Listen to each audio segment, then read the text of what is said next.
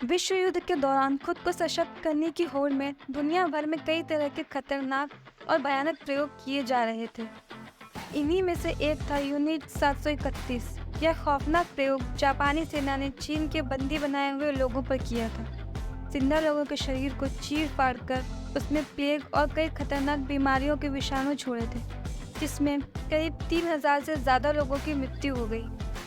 हम मानव जाति पर किए गए अब तक के सबसे क्रूरतम प्रयोग के बारे में बताएंगे, जिसके खुलासे ने पूरी दुनिया को हिलाकर रख दिया था। साल 1931 में द्वितीय विश्व युद्ध के दौरान जापान ने मंचूरिया पर हमला कर चीन के साथ युद्ध की शुरुआत की थी। इसके बाद साल 1937 में जापान ने चीन पर हमला कर दिया। इस हमले ने चीन को बिल्कुल कमज़ोर कर दिया, जिसके कारण गृह युद्ध और अकाल की स्थिति पैदा हो गई। इस दौरान कई हजार लोग मारे गए। सिर्फ इतना ही नहीं, जापान की इंपीरियल आर्मी ने चीन के लोगों पर इस कदर जुल्म ढाए जिसने क्रूरता की सारी हदें पार कर दी। साल 1932 में जापान ने चीन पर जैविक हमला भी किया था, जिसमें हवाई जहाज से प्लेग की विषाणु का छिड़काव किया गया था। इस घटना के बाद उस पूरे इलाके में प्लेग फैल गया। जापानी सैनिक ने चीन में रिसर्च और स्वास्थ्य संबंधी सेवाओं के लिए एक यूनिट बनाई, जिसका नाम रखा गया यूनिट 731। इस यूनिट का आधिकारिक नाम महामारी निवारण और जल शुद्धिकरण विभाग था। इस यूनिट को मूल रूप से जापा केम्टाई सैन्य पुलिस ने गठित किया था। इसका मुख्य लीडर जनरल शिरो इशी था। इस यूनिट में कई तरह की जानलेवा बीमारियों पर शोध की जाती थी। इस शोध के लिए दुश्मन सेना के बंदी बनाए हुए कैदियों को अपना विषय बनाया जाता था। उन कैदियों के शरीर में जानलेवा बीमारियों के विषाणु छोड़े जाते थे, जिससे उसके अंदर होने वाले बदलावों का पता किया जा सके। क्या था यूनिट 731? यूनिट 731 को चीन के पिंगफोंग शहर में बसाया गया था, जो बाद में जाकर तबाही का सबसे बड़ा केंद्र बना।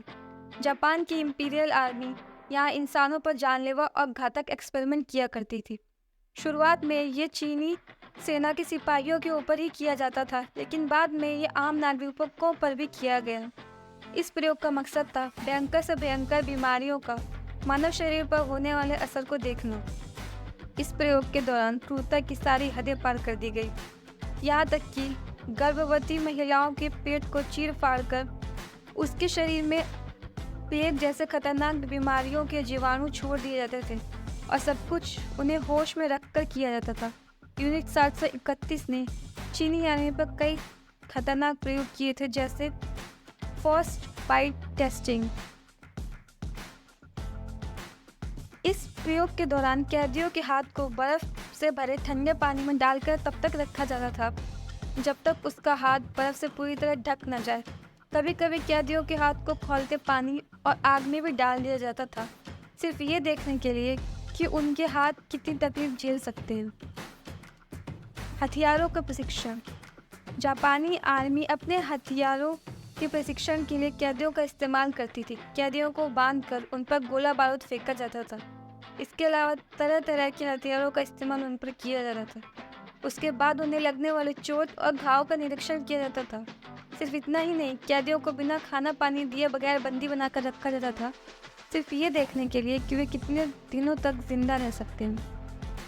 Syphilis experiment. उस दौरान इजिप्ट में एक जानलेवा बीमारी फैल रही थी। इसका नाम था सिफिलिस। जापान ने इस बीमारी का अध्ययन करने के लिए इसके जीवाणु बंदी बनाए हुए कैदियों में डाल दिए। इस बीमारी को फैलाने के लिए इससे ग्रसित हुए कैदियों को वह चीन की औरतों के साथ ज़बरदस्ती संबंध बनाने के लिए मजबूर करते थे। बलात्कार और औरतों को गर्भ धारण करने के लिए किया जाता था मजबूर। महिला कैदियों के साथ जापानी आर्मी ज़बरदस्ती संबंध बनाकर उन्हें गर्भधारण के लिए मजबूर करती थी।